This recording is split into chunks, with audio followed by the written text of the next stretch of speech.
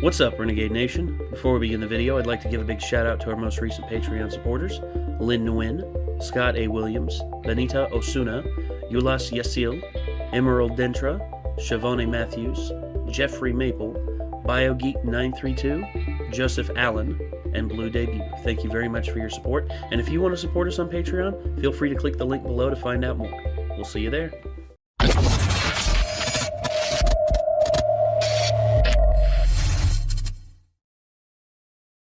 Alright, so we did the previous one, and yeah, a lot of people asked us to do this one immediately. So here we are, it's been a couple days, so we're reacting to the second part of everything great about Avengers Endgame.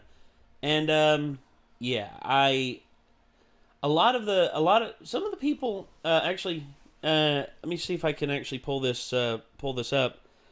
Someone actually got mad at me and said, here it is. Here it is. I'm not going to name who this is, but the person said, way to jump on the bandwagon hating on Captain Marvel like everyone else. How's about watching a CinemaWins for that movie? Here's the thing. I didn't say I hated Captain Marvel. I didn't say that I hated it. How about you get your facts straight before you shit on me? Second off, I think Captain Marvel is probably the weakest of all the Marvel movies, but that does not make it a bad film. Now, there are some people... Now, Micah, he didn't like it either. That's something I think, if you all didn't hear him say it in one of the...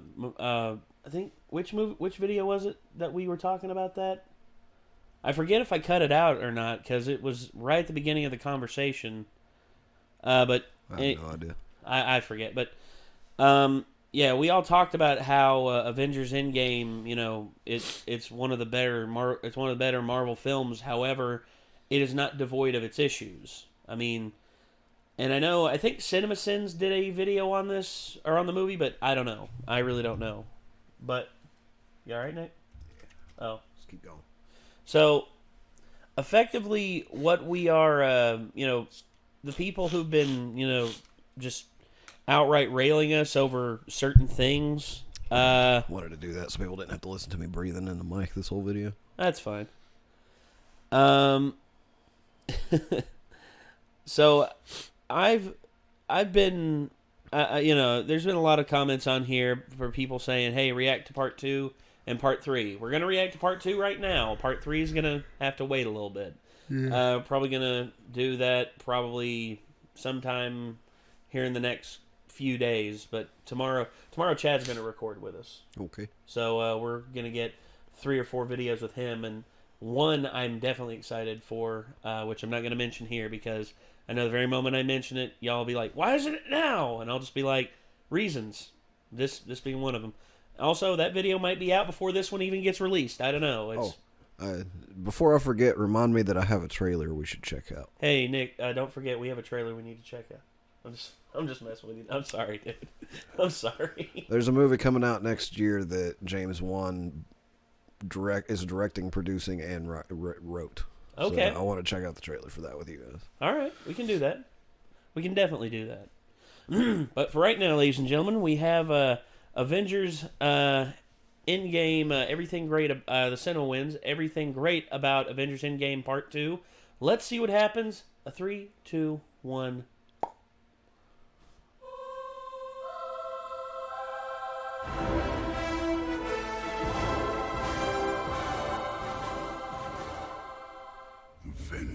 In case you're confused, 2014 Thanos would absolutely know about the Avengers since he was behind Loki's missions to Earth that failed because of the Avengers in 2012.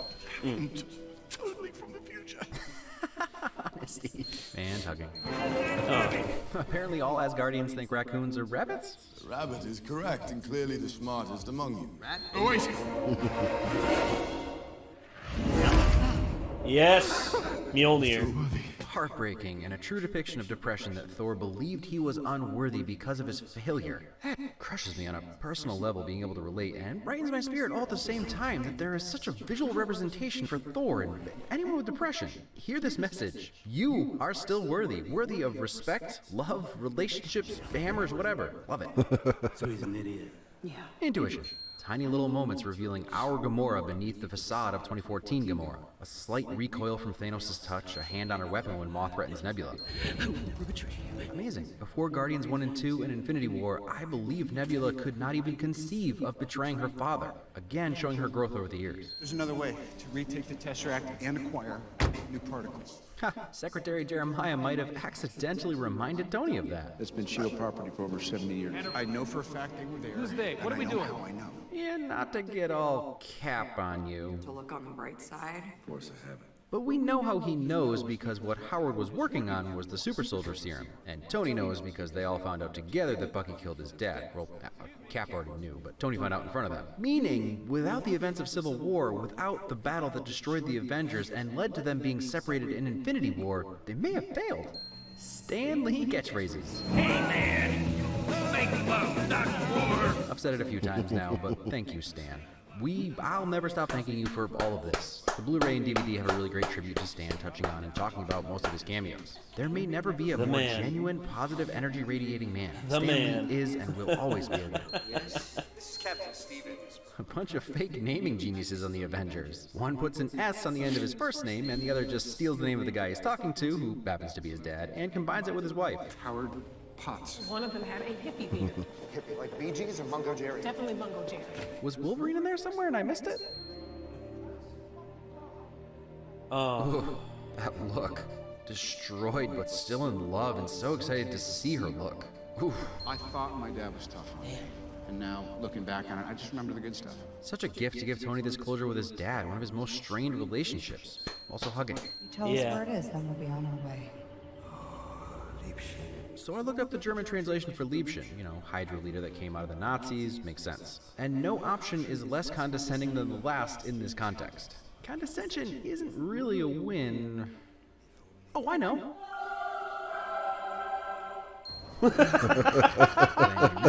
That was good. Were the catalyst for two main characters' deaths. Whatever it takes. The last 5 years I've been trying to do one thing, get to right here. That's all it's been about, bringing everybody back. I have so many thoughts on this scene. The contrast to Infinity War's version where Gamora was unwillingly sacrificed, now giving us a picture of true love between these two, giving everything they have to save the other. Very particular, fantastical circumstances. Loving relationships don't usually, and IRL shouldn't require you to sacrifice your life. But as a hyper-realized version of reality, this was it for Nat. She needed to save her family, Clint included, finally wiping the red from her ledger. So much of her journey in the MCU was trying to find her purpose, figure out which side she was on, and she finally feels like she's found it, just in time to die for it. Mako. As much as this smile does make me sob, she's giddy, she's ecstatic that she has a chance to fix it, and she's not gonna let anything stand in her way.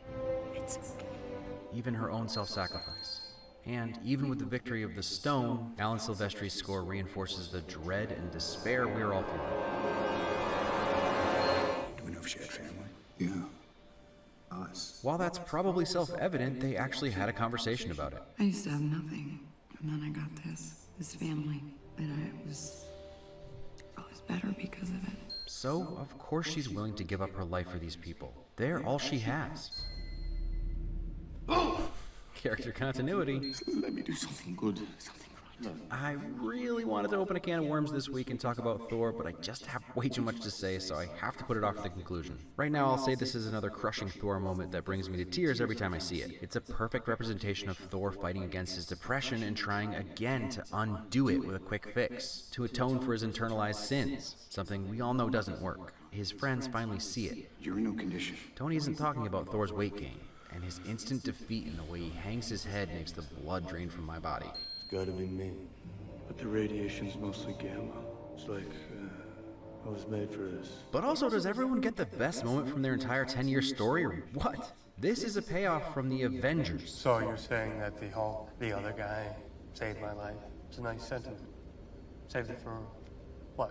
I guess we'll find out. And when you really think about it, Hulk doesn't have the intelligence to use the stones. He'd probably accidentally snap himself back to Sakaar. But with the brains to make the right wish and the gamma brawn to survive the snap, Professor Hulk was made for this. Also, there seems to be an entire cult-like following of Hot Professor Hulk. Let's just say his design and implementation are phenomenal and leave it at that. You remember, everyone Thanos snapped away 5 years ago, we're just bringing them back to now, today. Don't change anything from the last 5 years. Seems obvious, but when your daughter's life is on the line, you make sure.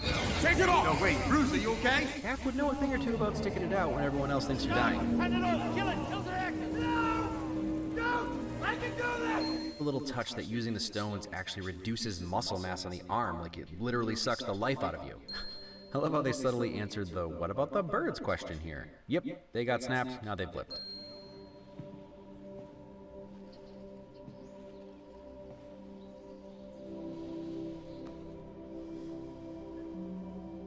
Honey. Listen to that score. Not something we get to hear often in the MCU. Quiet, peaceful, hopeful. Who knew a guy answering a phone could give you so many emotions? Just in case it was unclear how Ant-Man survived. Well, that's one way to soft reboot the Avengers. Pretty brutal. Canopy! Canopy! Canopy! A little military realism there. 3 times is an emergency.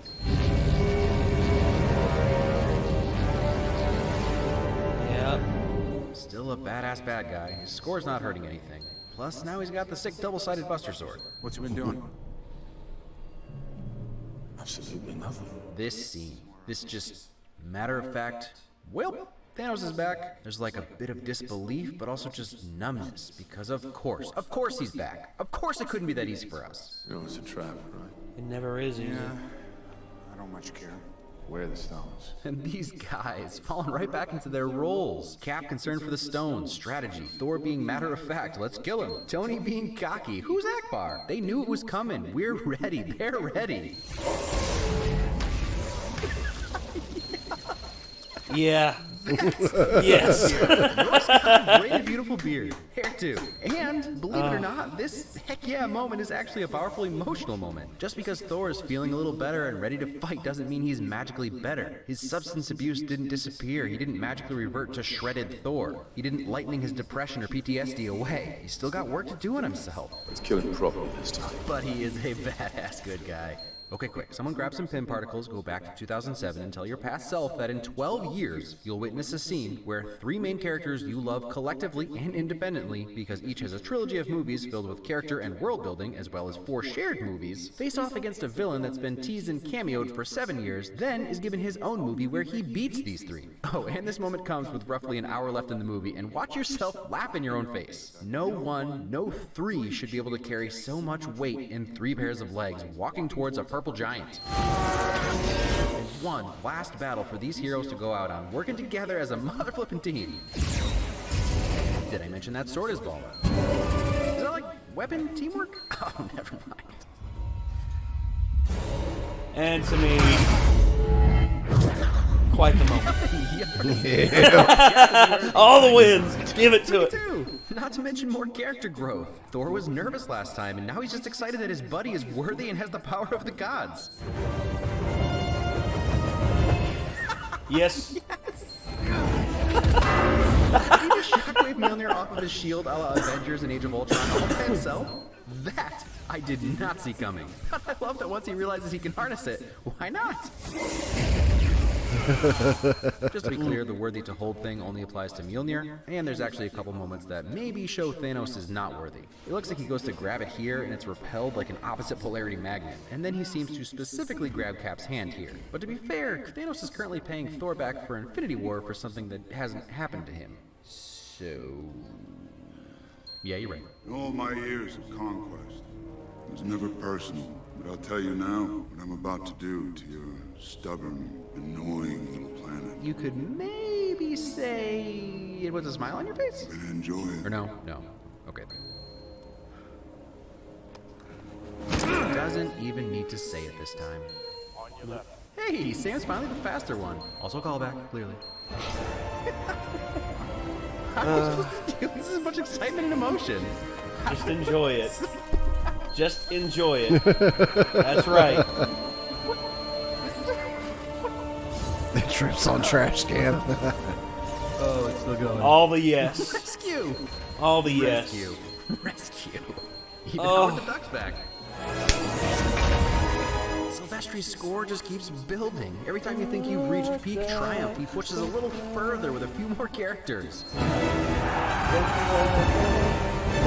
And then the score travels back down, preparing you for what's about to come, getting your blood pumping, endorphins flowing, edge of your seat. What is this? Avengers!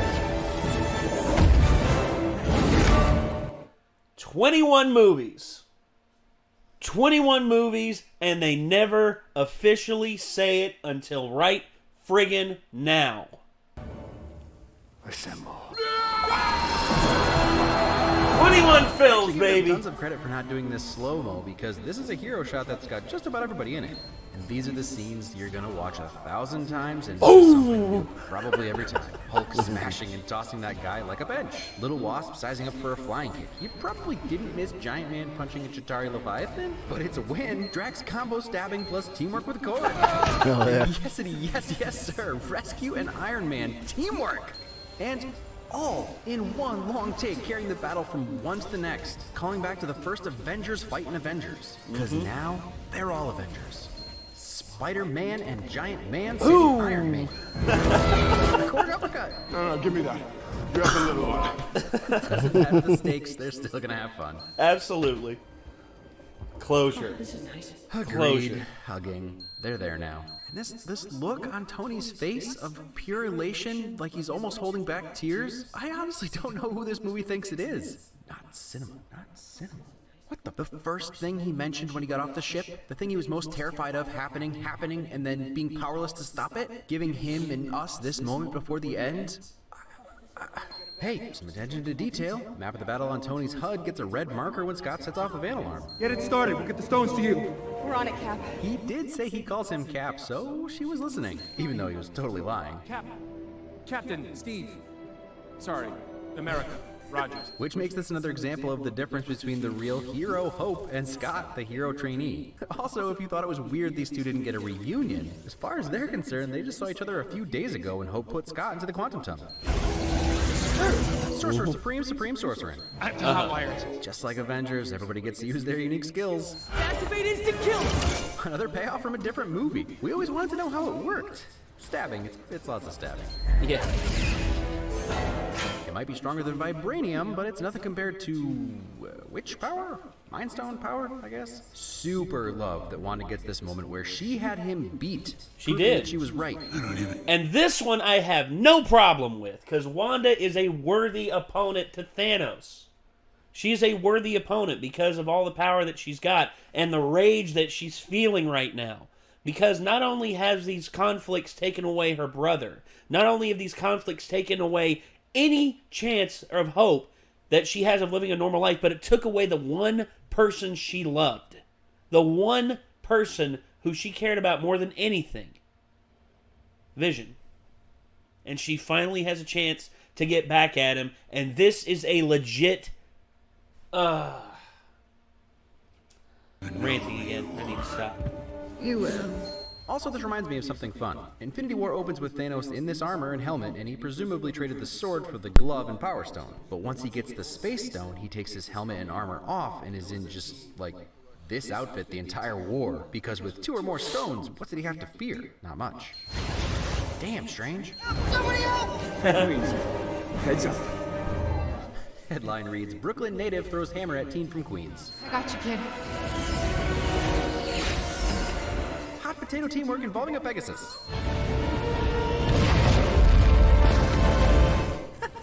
Bye-bye, ship. Wow, it's not often you see genuine distress on Grimace's face. Well played, Danvers. I don't know how you're gonna get it through all that. Don't worry. She's got help. I mean, I don't know what the odds are that all the lady heroes would be in one area, but I also really don't care because it's a phenomenal form-up moment that gives me a big dumb grin. And it's pure fan service, which you'll never hear me complain about. And, even though it's not explicitly stated, I'm reminded of something a very smart woman once said. You know, we usually work as a team here. And she gave Wanda a full dose of that in Infinity War from her and Okoye. She's not alone. And that's MCU arc has been going from lone wolf bad guy to moral gray area spy trying to atone to team member to team leader to team savior. To me, this is for Black Widow. This is her family. This is what she died for. These are the people she died for coming together to protect each other. That means something.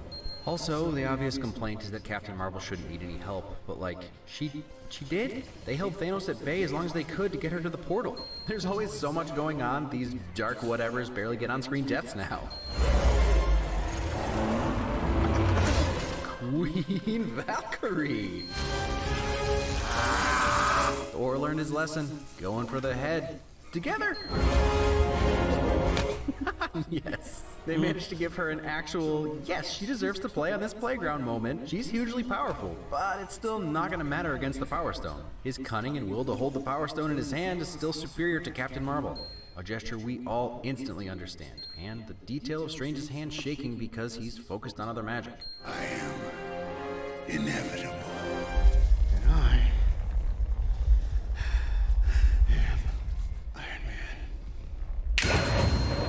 Even said, turns out Iron Man was the one to cut the wire and jump on the grenade. You can actually see the power of the stones eating through his nanosuit as he tries to hold the energy back. True self-sacrifice where Tony puts his own self-interests aside for the greater good.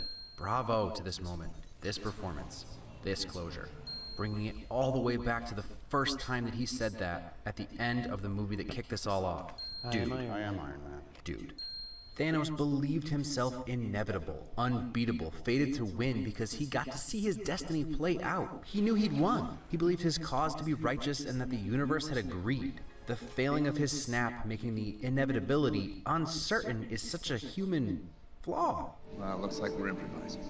Thanos' hubris in this moment, literally quoting some of his last words from his future self after learning the universe didn't like what he did, deciding to go further. Dread it, run from it, destiny arrives all the same. Well, Thanos, buddy, we'll just have to change destiny then. Thanos never would have predicted this. While Tony's technology and genius allowed him to steal and then harness the stones, it was his humanity that snapped. In the end, his greatest superpower was his heart. Side note of a less emotional variety, Strange half predicted this. This is your future. It's my destiny. If I tell you what happens, it won't happen. Almost feel bad for the guy. I mean, he just wanted to make everybody happy. Nah, you bad. Enjoy your comeuppance. And just like Infinity War, nothing more he can do but sit down. Slightly less jovial expression this time. And even if he's a garbage fire, stubborn narcissist, he was right about one thing. Feel so desperately that you're right. It's frightening. Turns the legs to jelly. We're gonna be okay. And then even more personal sacrifice, this time from Pepper to give Tony's last moment not sorrow, but relief. You can rest now.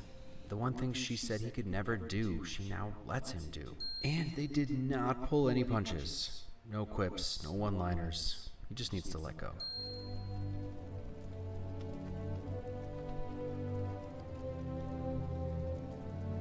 I think it's fine that this was cut, but I also love that it exists, because to me it still happened. But maybe it wasn't something we needed to know the first time around. If you told me 10 years ago that we weren't alone, let alone, to this extent... To be fair, 10 years ago was 2013, 1 year after you defeated aliens, but Endgame proper starts on a Tony Hud message and ends on a Tony Hud message. I might have tripped before. Everything's gonna work out exactly the way it's supposed to. He's not wrong. It was 1 in 14,605,000, but it was the way it was supposed to work out. I love you 3,000. Oh. On a slightly more serious note, Julia and I were just talking about this scene the other day, and she started tearing up. This is the impact of these movies. This is the impact of these words that came from Robert Downey Jr.'s children. This is the cinema of human beings trying to convey emotional, psychological experiences to other human beings. And this sweep around the funeral is a great way to visually acknowledge all the Avengers and extended adventures who've made this movie possible with their standalone movies. Even the kid that Tony was connected to. Now I wish there was a way that I could let her know we did it. She knows. We both do. Bring Vision back. You dad like cheeseburgers? To be fair, he hated them so much that he quit drugs. So... yeah, you're right. It's time for me to be who I am rather than who I'm supposed to be. But you're a leader. Sometimes it takes a chat with your dead mom to achieve self-realization and start the healing process. Everyone fails at who they're supposed to be, Thor. It's how well they succeed at being who they are. And goodness, I love that this is where we leave Thor. It's not just another, we're done with this character, so let's come up with a contrived reason to remove him from the field. No, it's a decade of character growth where he learned a little bit each time, starting as this guy, ending as this guy. As Guardians of the Galaxy back together again. Yep. Everybody knows who's in charge. You. Me. Yes, you. Of course. Make this happen. Well, it is. Say hi to Red Skull for me. All that to say, Bucky knows. It's beautiful. Nope. The emotions aren't over. It's honestly the one back of my mind wish for Steve that I really never thought they'd deliver. I'm a softie for love, what can I say? And I realize that he's a different person now. No one said it had to be perfect, but goodness, he and Peggy both deserve a chance. And they got it. Love. How about these lyrics? It's gonna get zappy. Never thought that you would be standing here so close to me. There's so much I feel that I should say, but words can wait until some other day. Some special scene credits getting increasingly more involved as we move to our core Avengers. Good stuff.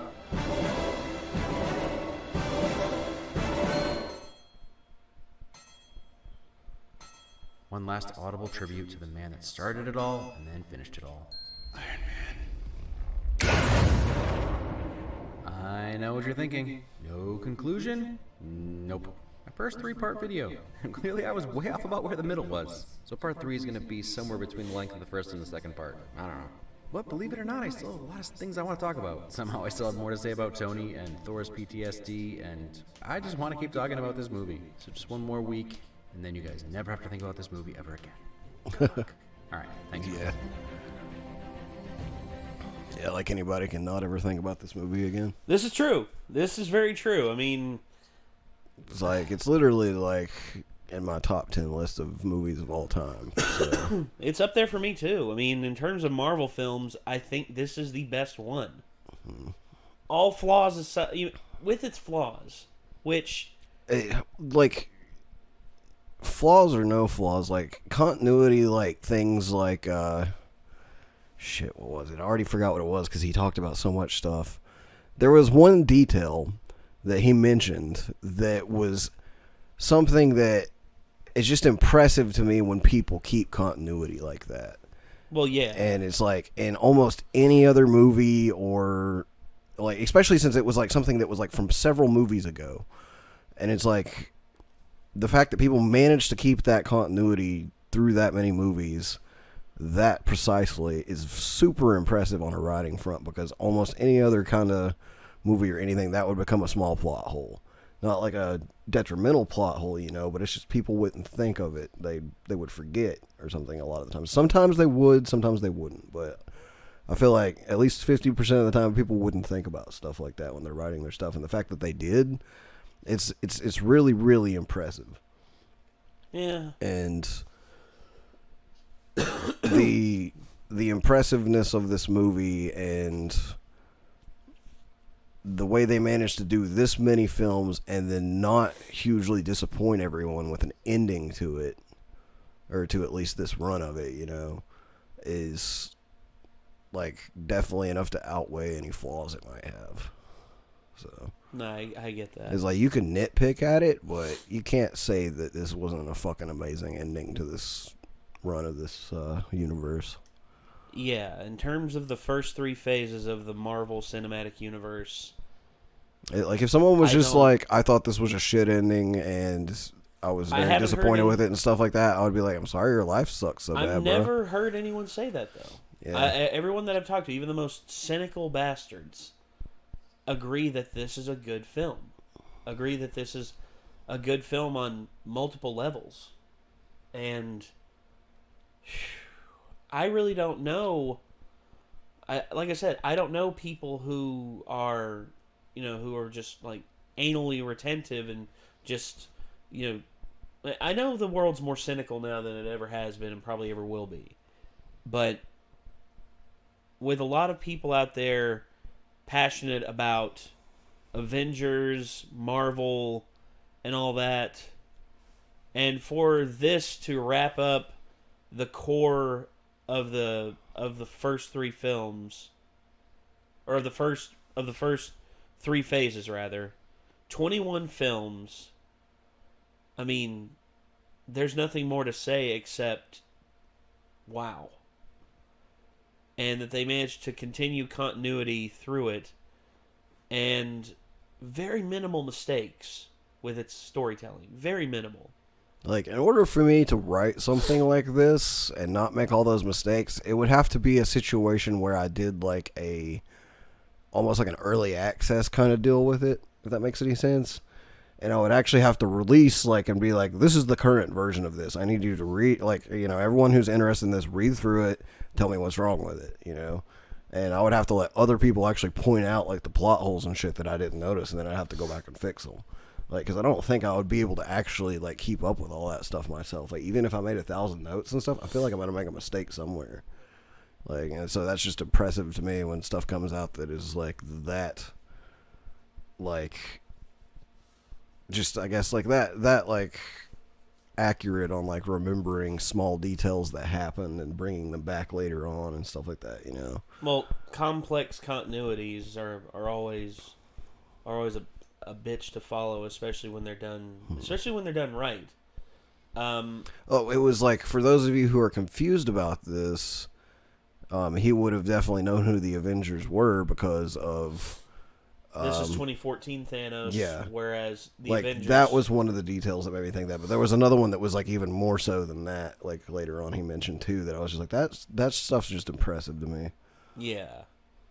And the whole thing with Black Widow, her closure, her character journey, where she went from because I remember when she first appeared in Iron Man 2, actually I saw a clip from Iron Man 2 the other day that was her first appearance and everything, and her character growth from that to this is astounding. And the fact that we didn't get a Black Widow movie until after her character's dead, we're getting it's going to be a prequel film, but there are reasons for it. Sorry, there are reasons for it. The biggest one being Scarlett Johansson was pregnant during the filming of the first Avengers film, which a lot of people were saying the Black Widow film is going to be filmed after Avengers, but it never happened because Scarlett got pregnant, and it messed up pretty much all plans going forward for any chance of that. And then everything else blew up. We had Phase 2 where you had Captain America: Civil War, Black Panther. I remember by the end of Phase 2, I was just like, this is absolute insanity. How in the hell are they going to make... Because keep in mind, when the first Avengers film came out, that was directed by Joss Whedon. And Joss Whedon was given full control over the flow of where the Avengers movie, of where the Marvel Cinematic Universe was going to go after the success of Avengers. But then something happened. Avengers Age of Ultron came out, and the studio lost faith in his ability to lead. However, they saw what the Russo brothers were doing with Captain America Winter Soldier, and they said, this is what we want. And they signed the Russos up to lead after they let go of Joss Whedon. And that turned out to be probably the best thing they could have done, because look what happened. Yeah. We got... So if this had kept going in the same direction as like Age of Ultron, I probably wouldn't have been nearly as interested in it by this point. And keep in mind, everybody... as much as I like Joss Whedon's stuff, like Firefly's my favorite show of all time pretty much, but... Yeah, I can hear it now. I can hear the people saying, wow, they hated Avengers Age of Ultron. Are you not listening? No, it's not that I hated Age of Ultron. It's just that if you compare the strength of the movies, like, you have to admit, like, out of the Avengers movies, that's hands down the least good. Exactly. Like, Age of Ultron least goods, in my opinion. Avengers, like, was the movie that actually made me get into the MCU. Like, I was fully on board after I saw the first Avengers movie. Yeah. I was like, that was way more badass than I expected it to be. Oh, yeah. But, like, then Infinity War is third best and Endgame is best, in my opinion. But, like, just, I feel like if it had stayed at the level of Age of Ultron, which is, in my opinion, inferior to the first Avengers movie, you know, and kept going that way, like, I don't know. It probably still would have been successful. It just wouldn't have been like this outstanding. You know what I mean? And I think the fact that we can give up a lot of the credit to the Russo brothers and Marcus and McFeely as well, the two main writers, for the fact of their continuing continuity, their constant ringing in of all the stuff in the Marvel Cinematic Universe, while letting other artists come in and add their own twist to stuff. For instance, Ryan Coogler and his contributions with Black Panther, Peyton Reed and his contributions with the Ant-Man series, Scott Dickerson and his contributions with Doctor Strange. I mean, so many people coming into this, but the unified vision that was carried out and was connected through all these dots that were connected all in the end by the Russo brothers and Marcus and McFeely. I mean, that's just astounding. I mean, that is an accomplishment unto itself. And if you ask me, I know people equate the Oscars for being the biggest prize that you can win in terms of filmmaking. I think we as the internet need to come together and come up with a new award. An influencer maximum award. I don't know. Like Max Influencer Award, or give it some sort of poignant name like a stiffy. I don't know. I'm just joking. I would say, like, just the fact that I'd give it to all four of those guys. Like the fact that everyone got to be a part of this entire series and this run of the series, you know? Like, I'm saying this run because obviously it's continuing to go in a new direction, and I don't know how that's going to go. I have my doubts, but at the same time, there are ones that I'm excited about. But yeah, basically, like, having been a part of this and leaving an impact like this on so many people and everything is, I would say, probably an award in and of itself. It's just like, that's something you can be proud of for the rest of your life. Yes. That you were a part of. 100%. I agree. Because if I was like Robert Downey Jr. or anybody else in this, I would be super proud that I was actually a part of this after finishing it, you know? I'd be like, hell yeah, I'm really glad I got on board with that. Absolutely. When it started up, you know? Well, I would be too, man. I mean, you look at what this accomplished. This accomplished something that people thought would be impossible. Because I remember when people were talking about how comic book movies were dying. I remember around 2000, people said comic book movies are dying and they're never going to achieve the heights that, you know, that Batman did or that the first Superman movie ever did. And then I remember it was because I remember it was around the same time that the X-Men movies were coming out, and X3 dropped. And X-Men 3, when it came out, was not as well received as the first two. A lot of people thought it was the weakest of all of the X-Men movies, and they projected like everything was downward trajectory because the Batman movies were dead because of Batman and Robin, the atrocious film that was. And then the Superman movies, they were non-existent because number one, they couldn't figure out what the hell to do. And then the Marvel movies weren't getting any better. I mean, because we had Daredevil, which was okay, but it wasn't anything special. And then you had friggin' X-Men, which, you know, we talked about X-Men 3. And then around 2005, I know that this is going to seem weird when I attribute this as a revival of comic book movies.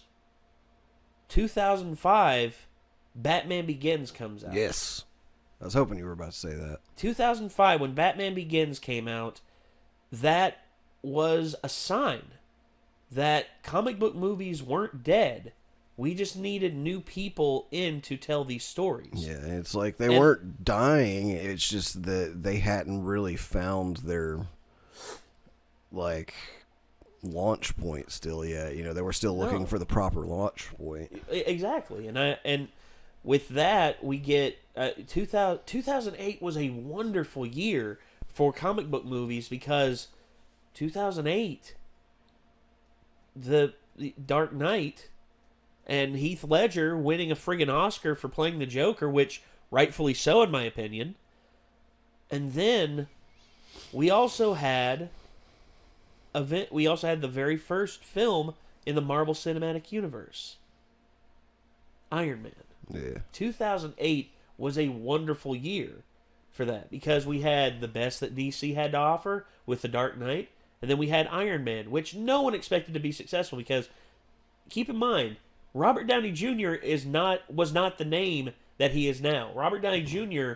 was, in a lot of people's eyes, a constant repeat offender, an alcoholic, a drug addict, and could not be depended on to promote or take part in filming a viable film, because throughout the 80s he ran himself into the dirt because of just how badly he messed up.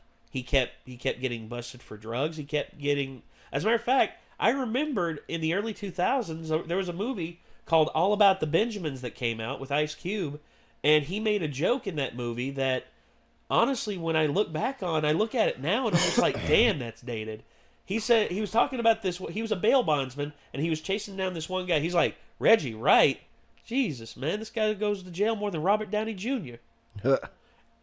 I look at that and I'm like, damn, that's dated as fuck. Right. Because you look at it now, Robert Downey Jr. is probably one of the highest paid actors in the world. He shows up somewhere and people are just like, boom, it's Robert Downey Jr. It's like, oh my God, it's Robert Downey Jr. Yeah, and I can't imagine like 10 years ago, man, 10 years ago in 2009, when everything, everyone was just still questioning. It's like, will this, when Tony Stark appeared at the end of The Incredible Hulk, people were just like, so they're thinking about doing an Avengers movie? How's that going to work? That's not going to work. I mean, when has this stuff ever worked? And then they did Thor, and everyone was just like, well, this is pretty good, but it's not like A grade material. And then they did Captain America, and Captain America was the first Captain America movie is the weakest of all the Captain America movies. It was by the book. It was by the book on its presentation, and look what happened. It was successful, but a lot of people were saying, well, Avengers, it's going to bomb, and no one's going to like this.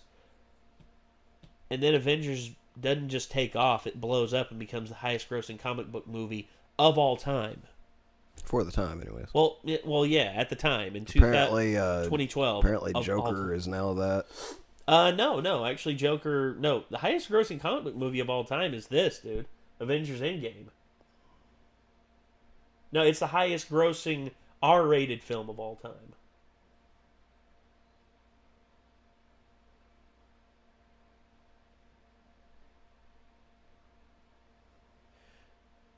It'd be very... Joker is now the most profitable comic book movie of all time. In terms of its budget, yeah. In terms of where its budget was. By profitable, they don't mean, like, the highest grossing. You see, that's clickbait. That's pure clickbait right there, man. Don't believe the shit that just pulls up on there. Yeah, fair enough. Because Joker hasn't even passed $1 billion yet. It's past 900 million. It's the highest grossing, like. Just means like for its budget. For its budget, its budget. Yeah, under $60 million. Its budget was like under $60 million, which is ridiculous because the budget for this. Actually, let's take a gander real quick at how much the budget was on Avengers Endgame. It is also the highest grossing R-rated film. Yes, it beat Deadpool on highest grossing. Oh yeah, which Deadpool also had a fairly meager budget as well, both of them. But yeah, right here, $356 million. $356 million for Avengers Endgame for them to make this one movie. But yet, it cleared $2.798 billion at the box office. Damn. 2.798, almost $3 billion. Think about that. Now, Joker, on the other hand, Joker, 2019 film, I think its budget was about $58 million, between $55 to $70 million. They still haven't, because where it's nearing the end of the year, they're going to get tax breaks and tax benefits back from it. So that'll add. Still getting close to $1 billion. Oh yeah, it's $984 million, almost $1 billion for the Joker. Which, if it passes $1 billion, it'll be the first R-rated film ever to pass $1 billion. I still need to go see it. I just haven't had the money to. Dude, it is so good. Like, to hell with what the critics say. The critics can suck a fat one, dude. They normally can. Yeah, because, let's look at this. Let's look at Rotten Tomatoes. Rotten Tomatoes, right now, where's Joker at? Joker. There you are. It's got a 69% from regular critics. An 89 from the audience. If that's anything right there, dude, that shows you just how out of touch critics are nowadays. Yeah.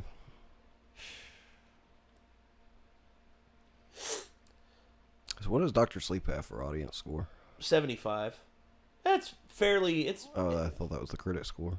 Oh, that is a critic score. Audience 90.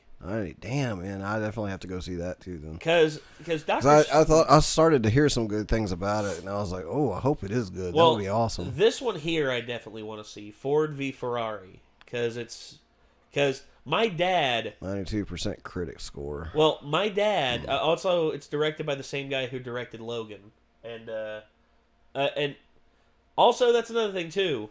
Logan, another great R-rated comic book movie that has so much heart and so much behind it. And the guy who directed it, James Mangold, is directing this movie Ford v Ferrari, which features Christian Bale. Almost don't Batman. trust when the critics like something that much. I don't. Because a lot of critically acclaimed movies I find kind of boring. Well, I do too. But I mean, the previews that we've reacted to like the trailers we reacted to, did look really good on that. But you see, there's people out there who I trust. For instance, Chris Stuckman is one that I trust, an online critic that I trust a lot. And he watched this film and he gave it an A. And he said there's only one or two parts where it drags a little bit, but they only last for about 15 seconds. And you can feel those 15 seconds. But he said overall, this film is stupendous in every way. Cool. Which. Okay. I'm actually going to ask my dad if he wants to go watch it this weekend because my dad is my dad used to be a huge car enthusiast, and I'd love to see what he thinks. And Carroll Shelby's one of his heroes, and I'd love to see what my dad thinks about that. But yeah, we've been going for almost an hour on this video. It's like 48 minutes in. So again, everybody, thank you all so much for tuning in. And thank you all very much for recommending this. And if you all want us to, we are going to watch part 3. I mean, I think that goes without saying now. But if there's other stuff you all want us to watch, then feel free to let us know in the comments down below. Also, if you really want us to know what you want us to watch, head over to our Discord and make a request on our request channel. And hey, that's where we're going to. That's where this actually came from. That's where the CinemaWins that you just watched actually came from. As a matter of fact, all the videos that we're watching today come from that. So, again, everybody, thank you all so much. And I guess that's going to do it. So, until next... Sorry. So until next time, signing off, I'm Nate. I'm Nick. And we will see you all in the next one, everybody. Peace out.